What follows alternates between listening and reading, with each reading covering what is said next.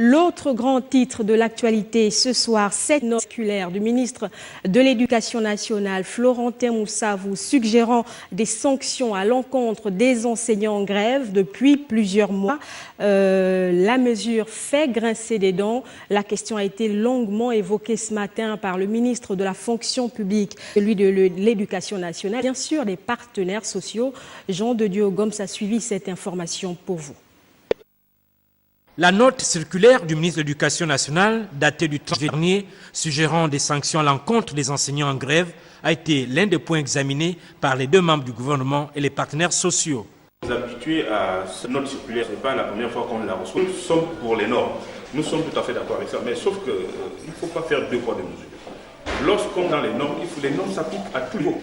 Or, nous constatons que lorsqu'on commence les cours, aussi bien dans nos établissements, par exemple moi je suis enseignant, le chef d'établissement ne nous présente jamais un projet d'établissement.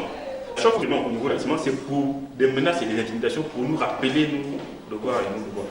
Nous avons eu des discussions très pertinentes et le ministre de la fonction publique nous a éclairci qu'il est le garant des normes, donc il faut prévoir des textes et il faut aussi trouver des canaux pour payer la PIP et les vacations.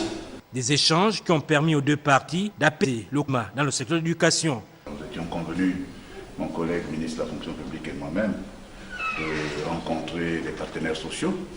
Ils sont venus, nous avons eu des échanges très constructifs, ce d'autant plus que nous n'avons jamais rompu le fil du dialogue. Il y a au niveau de l'éducation nationale, comme des autres administrations, des problèmes qui sont d'ordre structurel, qui donc ne rentrent pas dans le cadre des revendications qui font l'objet qui sont l'origine des grèves que nous avons aujourd'hui, hein, mais qui permettent en tout cas de faire avancer le secteur de l'éducation nationale.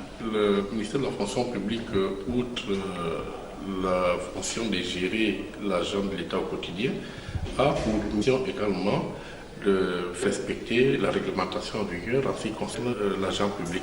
Il n'était pas bon que des agents d'un secteur aussi important que celui de l'éducation nationale ne soient pas reçus par le ministre de la fonction publique et son collègue en charge de l'éducation pour régler des problèmes structurels. Au terme de cette séance de travail, une commission a été mise en place regroupant les enseignants à l'éducation nationale, de la fonction publique et ceux du Sénat et du SINAF.